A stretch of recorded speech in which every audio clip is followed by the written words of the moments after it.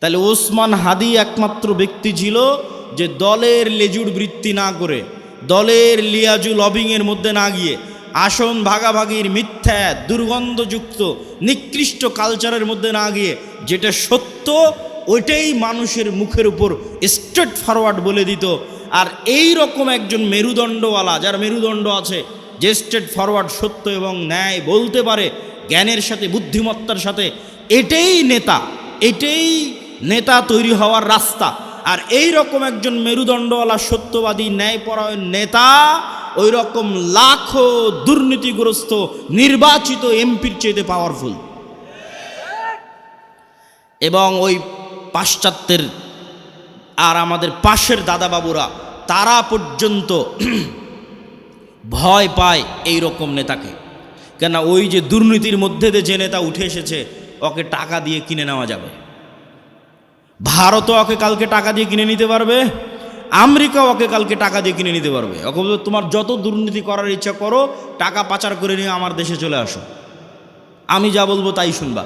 তো ও যেহেতু এই দুর্নীতির প্র্যাকটিসের মধ্যেই বড় হয়েছে, তো কোনোদিন দেশের পক্ষে কাজ করবে না, অন্য দেশের গোলামি করবে, অন্য দেশের গোলামি করবে। তাহলে গোলামি থেকে বাঁচার জন্য একটা প্রজন্ম তৈরি করতে হবে আপনাদের, যে প্রজন্ম হবে সত্যবাদী ন্যায়পরায়ণ, মিথ্যা এবং অন্যায়ের সংস্পর্শে যায়নি, মেরুদণ্ড বিক্রি করবে না টাকার কাছে। আপনি মাপবেন কেমনে যে আমি সত্যবাদী ন্যায়পরায়ণ কিনা? আপনি নিজেকে জিজ্ঞেস করেন যে আপনি আপনার পিতার সম্পত্তিতে আপনার বোনকে ন্যায়ের সাথে সম্পদ দিয়েছেন কিনা? আপনার পিতা আপনার দাদার সম্পত্তিতে আপনার ফুফুকে ন্যায়ের সাথে সম্পদ দিয়েছে কিনা? যদি দেখেন হ্যাঁ ন্যায়ের সাথে বন্টন হয়েছে, তাহলে আপনার মধ্যে নেতৃত্বের গুণ আছে, আল্লাহর দৃষ্টিতে আপনি নেতা হতে পারবেন। আরও বাকি গুণগুলো অর্জন করলে পূর্ণ নেতা হবেন, কিন্তু মোটামুটি এই গুণটা আছে। আর যদি দেখেন যে না, আপনি ন্যায়ের সাথে বন্টন করতে পারেননি, আপনি নিশ্চিত জেনে রাখেন, আপনি নিশ্চিত জেনে রাখেন আজকে আপনি আপনার স্ত্রীর সাথে ন্যায় করতে পারেননি, আজকে আপনি আপনার বোনের সাথে ন্যায় করতে পারেননি, আজকে আপনি আপনার পিতা মাতার সাথে ন্যায় করতে পারেননি। ওয়াল্লাহি আল্লাহর কসম করে বলছি, ওয়াল্লাহি আল্লাহর কসম করে বলছি, যে তার বোন তার ফুফুর সাথে ন্যায় করতে পারেনি, এই ব্যক্তিও যদি নির্বাচিত হয়ে ক্ষমতায় আসে, সেও গত 16 বছরের চেয়ে বড় দুর্নীতিবাজ হবে। তাহলে নেতা তখনই তৈরি হবে যখন ন্যায় এবং সত্যবাদিতা তার রক্তের মধ্যে থাকবে। আর মিথ্যা গোলামির কালচার। ইব্রাহিম আলাইহিস সালাতু ওয়াস সালামের 2 সন্তান, এক সন্তানের নাম ইসহাক, আর এক সন্তানের নাম ইসমাইল। ইসহাককে রেখে দিলেন জেরুজালেমে, আর ইসমাইলকে রেখে দিলেন মক্কায়। ইসমাইল থেকে না মোহাম্মদ পর্যন্ত এই দীর্ঘ সময়ে এই বানু ইসরাইলের সাথে কি হচ্ছে দেখেন, শর্টকাট। ইসহাকের সন্তান ইয়াকুব, ইয়াকুবের সন্তান ইউসুফ, ইউসুফের 11 ভাই মিলে পিতা মাতা মিলে মিশর, মিশরে ইউসুফের মৃত্যুর পরে ফেরাউনের 300 বছরের গোলামি, ফেরাউনের গোলামি থেকে মুসার হারুনের হাত ধরে মুক্তি, মুসার হারুনের হাত ধরে মুক্তির পরে 40 বছর সিনাই মরুভূমিতে পাগলের মতো ঘুরপাক, 40 বছর পর ইউশা বিন নুনের হাত ধরে জেরুজালেম বিজয়, তারপরে পুনরায় আর এক জালেম বাদশার কারণে জেরুজালেম থেকে বিতাড়িত, তারপরে দাউদ সুলাইমান এবং তালুতের মাধ্যমে জেরুজালেম বিজয়, জেরুজালেম থেকে সারা পৃথিবীতে শাসন ক্ষমতা প্রতিষ্ঠা, তারপরে আস্তে আস্তে জাকারিয়া, ইয়াহিয়া, ঈসা, মারিয়াম। এই যে দীর্ঘ সময় বানু ইসরাইলের, এই দীর্ঘ সময় বানু ইসরাইলের চরম উত্থান পতন হয়েছে, 2-3 বার গোলামির জিঞ্জিরে আবদ্ধ হয়েছে। তার মধ্যে সবচেয়ে বড় গোলামি ছিল ফেরাউনের 300 বছর। এই গোলামির জিঞ্জিরে আবদ্ধ হওয়ার কারণে এরা নবীর সন্তান হওয়ার পরও, ইব্রাহিমের সন্তান হওয়ার পরও, ইসহাকের সন্তান হওয়ার পরও এরা মিথ্যা বলা, ধোকা দেওয়া, 2 নম্বরই রাস্তা শিখে নিয়েছিল। এই জন্য আল্লাহ বলল, শনিবারের দিন তোমরা মাছ ধরবা না।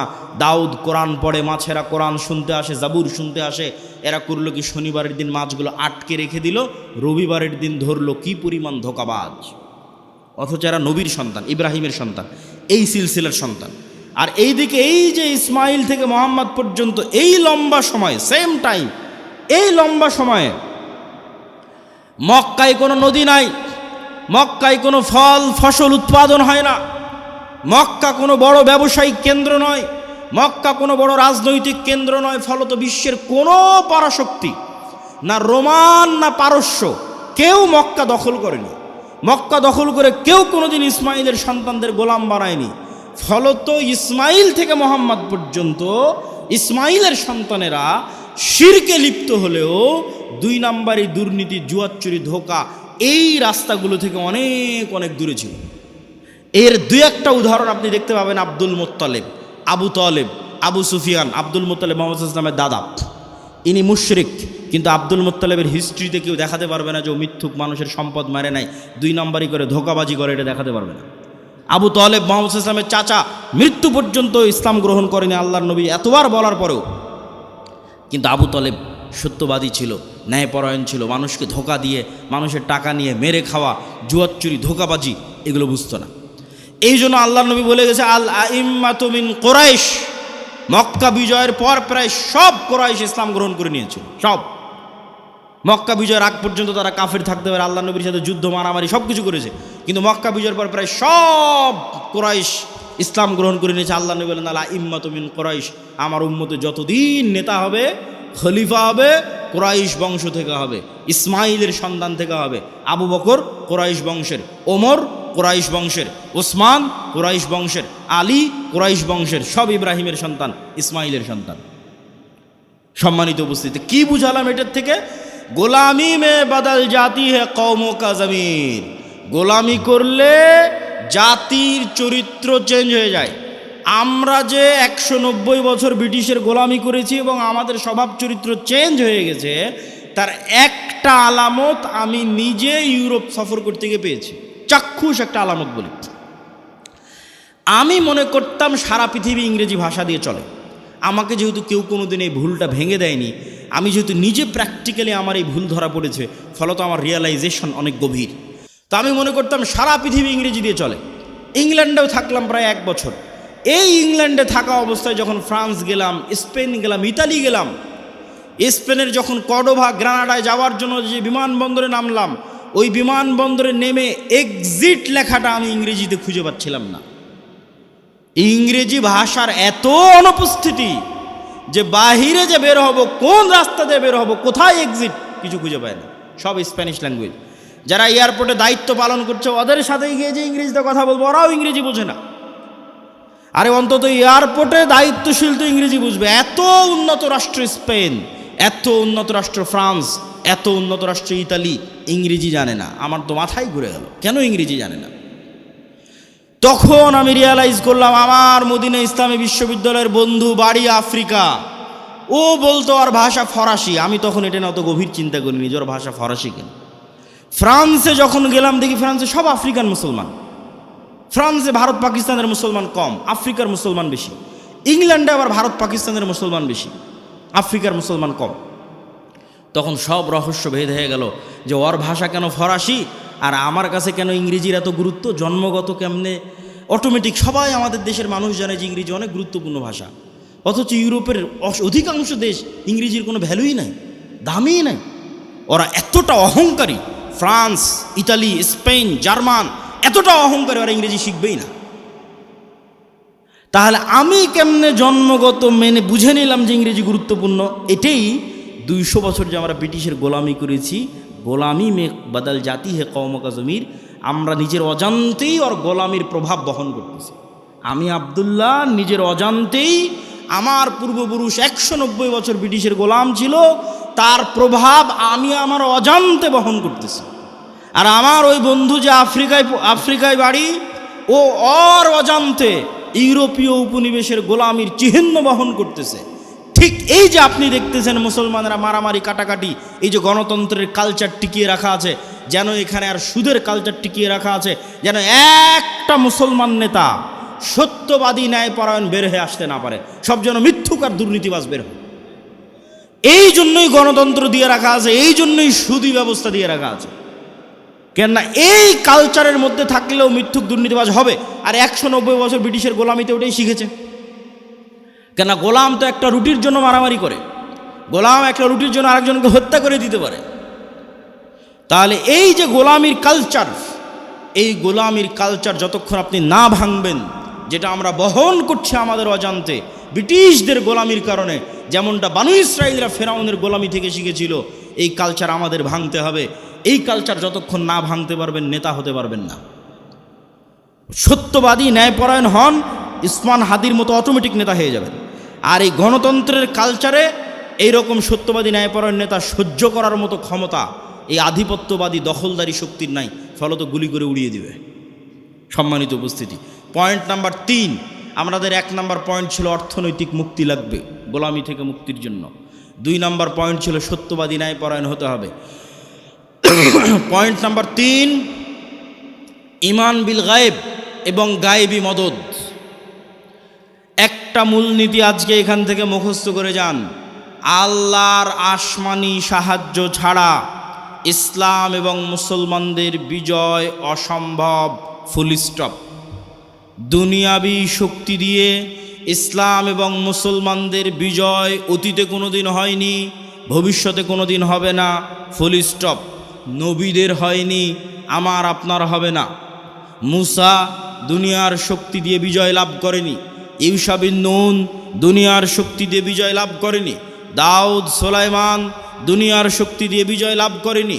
মুহাম্মদ সাল্লাল্লাহু আলাইহি সাল্লাম বদরে, উহুদে, খন্দকে, বদরে মক্কার কাফের মুশরিক 1000, মুহাম্মদ সাল্লাল্লাহু আলাইহি সাল্লাম 300, উহুদে মক্কার কাফের মুশরিক 2000, মুহাম্মদ সাল্লাল্লাহু আলাইহি সাল্লাম 700, খন্দকে মুহাম্মদ সাল্লাল্লাহু আলাইহি সাল্লাম 700 থেকে 1000।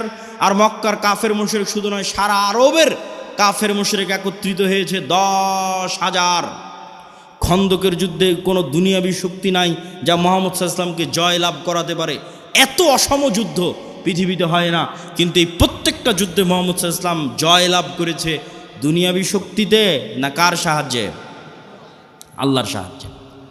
আর একটা যুদ্ধে সাহাবীরা মনে করেছিল যে আজকে আমরা দুনিয়ার শক্তি দিয়ে জিতব, ওই যুদ্ধের নাম হুনাইন। মক্কা বিজয়ের পরে এই যুদ্ধ হয়েছিল। মক্কা বিজয় যখন সব মুসলমান হয়ে গেছে, 12,000 সাহাবী হুনাইনের যুদ্ধে। আল্লাহর নবী নিজে চোখে কোনোদিন দেখেইনি, তার পিছে 12,000 মানুষ দাঁড়িয়ে আছে। সাহাবীরা কোনোদিন দেখেনি 12,000-এর জামাত। 300 জন নিয়ে যুদ্ধ করেছে, 700 নিয়ে যুদ্ধ করেছে, 1000 নিয়ে যুদ্ধ করেছে, আজকে হুনাইনে 12,000। তখন সবার আল্লাহর উপর, মুহাম্মদ সাল্লাল্লাহু আলাইহি ওয়াসাল্লাম বাদ দিয়ে অধিকাংশ সাহাবীর আল্লাহর উপর ভরসা কমে নিজেদের উপর ভরসা চলে এসেছে। যে আজকে হাই কনফিডেন্স, মক্কা বিজয় করেছি আর এখন হুনাইনের যুদ্ধ আমাদের পরাজিত করে কে? আর হুনাইনের যুদ্ধ শুরু হওয়ার আধা ঘন্টা পার হয়নি, 1 ঘন্টা পার হয়নি, সব দৌড়ে দৌড়ে পালাচ্ছে। তাহলে নবীর জীবদ্দশায় দুনিয়ার শক্তিশালী হওয়ার পরেও বিজয় হচ্ছে না পরাজয় হচ্ছে? একটু জোরে বলেন তো, জয় হচ্ছে না পরাজয় হচ্ছে?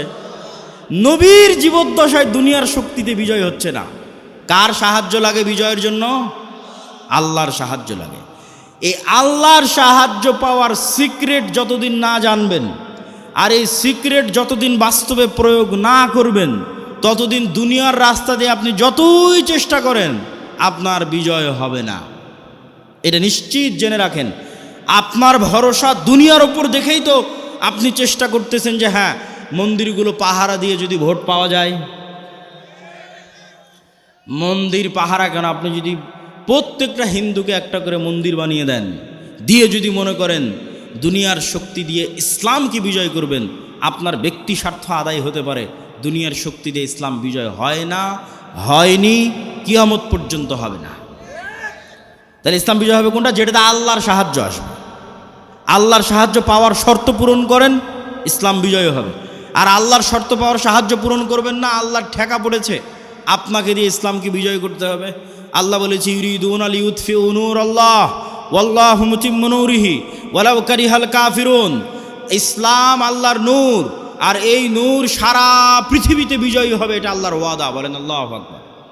হুয়াল্লাযী আরসালা রাসূলাহু বিল হুদা ওয়া দীনিল হক লিইয়ুযহিরাহু আলাদ দীনি কুল্লিহি। আমি এই দিন মুহাম্মাদের উপর অবতীর্ণ করেছি, এই দিন সারা পৃথিবীতে বিজয়ী হবে। বলেন আল্লাহু আকবার। এটা আল্লাহর ওয়াদা। তো আল্লাহ ইসলামের বিজয়ের জন্য আমার আপনার মুখাপেক্ষী নয়, কিন্তু আমি আপনি যদি শর্ত পূরণ না করি বিজয় হবে। শিক্ষা এবং জ্ঞানে এগিয়ে যেতে হবে। ঈমান বিল গায়েবের উপর বিস্তারিত আলোচনা বহু বক্তব্যে করেছি। আজকে যা আলোচনা করছি সব আল্লাহর পথে যাত্রা এই বইয়ের মধ্যে আছে। ঈমান বিল গায়েবের বিস্তারিত আলোচনা ওই আল্লাহর পথে যাত্রা বইয়ের মধ্যে আছে।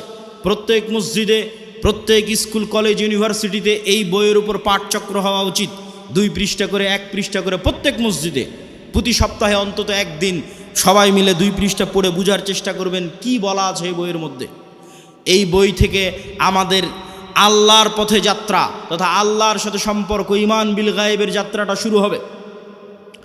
2 নাম্বার শর্ত কি পূরণ করতে হবে? সৎ আমল। দেখেন মুহাম্মদ সাল্লাল্লাহু আলাইহি ওয়াসাল্লাম বদরের যুদ্ধের দিন এত লম্বা সালাত, এত লম্বা দোয়া, এত লম্বা রাতের সালাত যা আবু বকর রাদিয়াল্লাহু তাআলা আনহু পর্যন্ত ক্লান্ত হয়ে গেছে। আল্লাহর নবী, আপনি নবী, আপনার এত রাতের সালাতের প্রয়োজন? আল্লাহর নবী কেন রাতের সালাতে দাঁড়িয়ে আছে জানেন? আল্লাহর নবী আমার আপনার চেয়ে গায়েব বেশি জানে। আমার আপনার চেয়ে গায়েবের মূলনীতি ওনার জানা আছে, আল্লাহ ওনাকে ওহির মাধ্যমে জানিয়ে রেখেছে। সেটা কি? সেটা হচ্ছে তুমি বদরের যুদ্ধে তোমার শক্তি দিয়ে জিততে পারবে না। মুহাম্মদ, তোমার শক্তি দিয়ে বদরে বিজয় হবে না। বদরে বিজয় হবে কার সাহায্যে? আল্লাহর সাহায্যে। আর আল্লাহর সাহায্য পাওয়ার সিক্রেট হচ্ছে রাতের সালাত। তুমি আল্লাহর সাহায্য পেতে চাও, যত বড় নবী হও রাতের সালাতে দাঁড়াতে হবে। ফাতাহাজ্জাত বিহি নাফিলাতাল লাক আসা ইয়াবআসাকা রাব্বুকা মাকামাম মাহমুদা। তুমি সর্বশ্রেষ্ঠ নবী হওয়ার পরও আল্লাহর সাহায্য আসমান থেকে দুনিয়াতে আনার জন্য শ্রেষ্ঠতম নবী হওয়ার পরও তোমাকে রাতের সালাতে ঘন্টার পর ঘন্টা দাঁড়িয়ে থাকতে হবে। আর বাংলার মানুষেরা স্বপ্ন দেখে নামাজ 5 ওয়াক্ত সালাত আদায় না করেই খালি ভোট দিয়ে ইসলামকে বিজয় করে দিবে। অসম্ভব, এটা অসম্ভব, ইম্পসিবল। আপনাকে ন্যূনতম আল্লাহর সাহায্য পাওয়ার পূর্ব শর্ত পূরণ করতে হবে। সেই পূর্ব শর্তের 2 নাম্বার হচ্ছে সৎ আমল। রাতের সালাত না পারেন 5 ওয়াক্ত সালাত ঠিক রাখতে হবে। আর রাতের সালাত আর সকাল সন্ধ্যের জিকির মোস্ট পাওয়ারফুল। সকাল সন্ধ্যের জিকির কেন পাওয়ারফুল? মুসা আলাইহিস সালাতু ওয়াস সালাম ফেরাউনের উপর বিজয় লাভ করবেন, অথচ মুসা আলাইহিস সালাম আমার এবং আপনার চেয়ে দুর্বল। মুসা আলাইহিস সালামকে আল্লাহ বলছে, যাও ফেরাউনের কাছে, ওয়ালা তানিয়া ফি যিকরি, সব সময় আমাকে স্মরণে রাখবা, জিকির ভুলবা না। জিকির না করলে তুমি জিততে পারবে না। জাকারিয়া আলাইহিস সালাতু ওয়াস সালাম আল্লাহর কাছে সন্তান চাইলেন, আল্লাহ বললেন সন্তান হবে। বন্ধা স্ত্রী, বার্ধক্য বয়স, কেমনে সন্তান হবে? আল্লাহ আলামত বলেন। আল্লাহ বললেন সকাল সন্ধ্যা জিকির করো, সন্তান হবে। সকাল সন্ধ্যা জিকির পৃথিবীর এমন বড় সিক্রেট যা দিয়ে পৃথিবীর এমন কোনো অসম্ভব নাই, যা সম্ভব করা সম্ভব নয়। মুসা যদি ফেরাউনকে পরাজিত করতে পারে, এই অসম্ভব যদি সম্ভব হয়ে যেতে পারে, জাকেরিয়াকে যদি আল্লাহ সন্তান দিয়ে দিতে পারে, তো সকাল সন্ধ্যার জিকির দিয়ে পৃথিবীর সব অসম্ভবকে সম্ভব করা যাবে। কেননা আপনার এই ইয়াকিন থাকতে হবে, ইউসাব্বিহু লিল্লাহি মা ফিস সামাওয়াতি ওয়া মা ফিল আরজ, আসমান জমিন এবং তার মধ্যে যা কিছু আছে, জীব জন্তু, জড়বস্তু, জড় পদার্থ, কীট পতঙ্গ, এই টিস্যু, এই বই, মাইক, মোবাইল, এই কাঠের ডায়াস, এই ক্যামেরা, যা দেখতে পাচ্ছি, এরা এখনও 24 ঘন্টা আল্লাহর তাসবিহ পাঠ করতেছে। বলেন আল্লাহু আকবার। এটা গায়েব। এই গায়েবের মূলনীতি আল্লাহ কোরআনে দিয়ে দিয়েছে যে তোমরা তো গায়েব জানো না, তোমাদেরকে জানিয়ে দিচ্ছি। এরা সবাই তাসবিহ পাঠ করতেছে। তাহলে আপনিও যখন সকাল সন্ধ্যার জিকির করবেন, এরাও আপনার সেই তাসবিহ বুঝবে। সুলাইমান আলাইহিস সালামেরটা বুঝতো, সুলাইমান আলাইহিস সালাম ওদেরটাও বুঝতো। এরা পরস্পর আমি যদি সুবহানাল্লাহি ওয়া বিহামদিহি সুবহানাল্লাহিল আযীম বলি, এগুলো সব কিয়ামতের মাঠে সাক্ষী দিবে। এরা শুনছে, কিয়ামতের মাঠে সাক্ষী দিবে। বলেন আল্লাহু আকবার। মুয়াজ্জিনের আজান যত দূর পর্যন্ত যাবে, এই প্রত্যেকটা জীবজন্তু, কীট পতঙ্গ, জড়বস্তু, জড় পদার্থ এরা শুনে, এরা নিজেরা তাসবিহ পড়ে, এরা মানুষের তাসবিহ শুনে। মুয়াজ্জিনের আজান যত দূর পর্যন্ত যাবে, পৃথিবীর প্রত্যেকটা ধূলিকণা বালিকণা কিয়ামতের মাঠে মুয়াজ্জিনের পক্ষে সাক্ষ্য দিবে। বলেন আল্লাহু আকবার। এই জন্য জিকির মোস্ট পাওয়ারফুল, সবচেয়ে পাওয়ারফুল। আল্লাহ আসমান জমিন সৃষ্টি করেছেন আওয়াজ দিয়ে, আল্লাহ আসমান জমিন ধ্বংস করবেন আওয়াজ দিয়ে। পৃথিবীর প্রত্যেক জীবজন্তু, জড়বস্তু, জড়পদার্থ সবসময় আওয়াজ বের করতেছে, আল্লাহর তাসবিহ পাঠে আওয়াজ বের করতেছে। সব ফেরেশতা সবসময় আল্লাহর তাসবিহ পাঠে আওয়াজ বের করতেছে। আওয়াজ সবচেয়ে মোস্ট পাওয়ারফুল। এই জন্য মুসলমানদের মোজেজা মুসা আলাইহিস সালাতু ওয়াস সালাম, মুহাম্মদ সাল্লাল্লাহু আলাইহি ওয়াসাল্লামের মোজেজা মুসা আলাইহিস সালামের লাঠির চেয়ে, ঈসা আলাইহিস সালামের মৃত্যুকে জীবিত করার চেয়ে বেশি পাওয়ারফুল। কেন? মুহাম্মদ সাল্লাল্লাহু আলাইহি ওয়াসাল্লামের মোজেজা কোরআন, সরাসরি আল্লাহর আওয়াজ। বলেন আল্লাহু আকবার। কোরআন পড়ে কে, বুঝে কে, জানে কে, শিখে কে? কোরআনের মধ্যেই মুসলমানদের মুক্তির রাস্তা আছে, গোলামি থেকে মুক্তির রাস্তা আছে। সম্মানিত উপস্থিতি, আমরা বক্তব্য দীর্ঘায়িত করব না, রাত গভীর করার পূর্বেই বক্তব্য শেষ করে দিব। তাহলে আমরা আমাদের পূর্ব শর্ত, যা গায়েবী মদদ পাবো, 1 নাম্বার শর্ত ঈমান বিল গায়বে ইয়াকিন থাকতে হবে। 2 নাম্বার শর্ত সৎ আমল